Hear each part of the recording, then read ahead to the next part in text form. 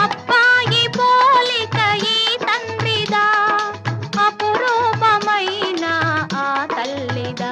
ఓహో, అబ్బాయి పోలిక ఈ తండ్రిదా, అపురూపమైన ఆ తల్లిదా. అయ్యగారి అందా